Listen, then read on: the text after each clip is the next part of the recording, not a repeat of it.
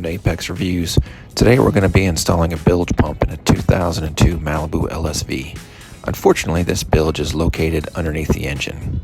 If your boat's like mine, it has two low points, one in the middle of the boat and one back here in the back. The one in the back seems to be malfunctioning. I ordered the same bilge pump that came with the boat, so it's going to be a one-for-one swap. As we pull it out, you want to look to make sure that the diameter of the exit port is the same diameter as the one you already have on the boat, or else you're going to have to plumb in a fitting also.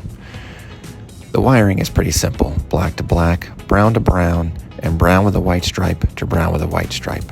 This brown with the white stripe is the power. The straight brown is your float switch. As we pull the bottom off, you can see the float switch there. Sometimes there's a piece of foam you have to remove.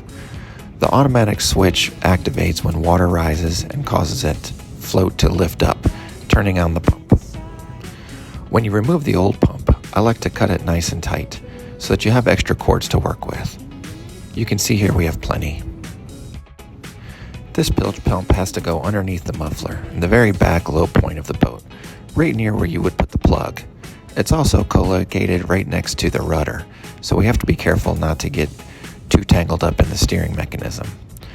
Here I've got my 3 wires that I've pulled off the old pump. I've also gone ahead and pre-staged some wire nuts.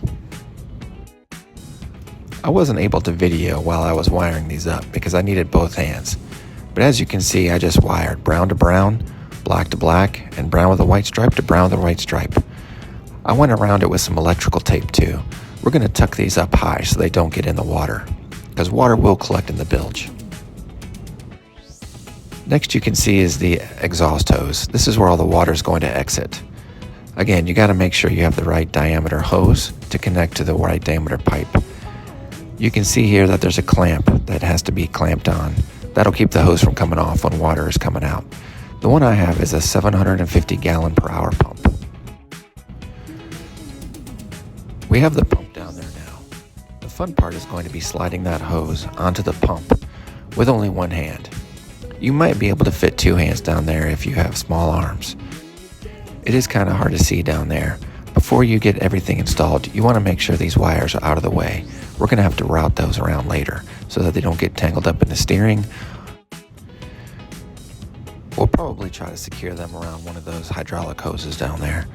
We'll just see what's available after we get the pump installed. Here you can see we have the hose on with the clamp.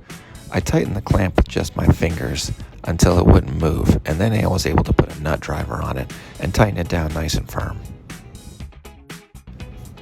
Now we've got all the wires pulled off to the side, and I'm going to go ahead and try to put a zip tie around those wires and that one hydraulic line at the very bottom.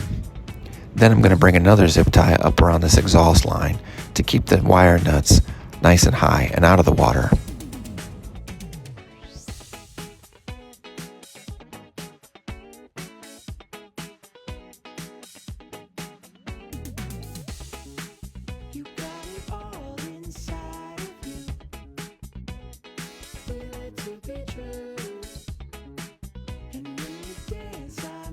All in all, this job took me about an hour, only because it was so difficult to get to. Good luck, and thanks for watching.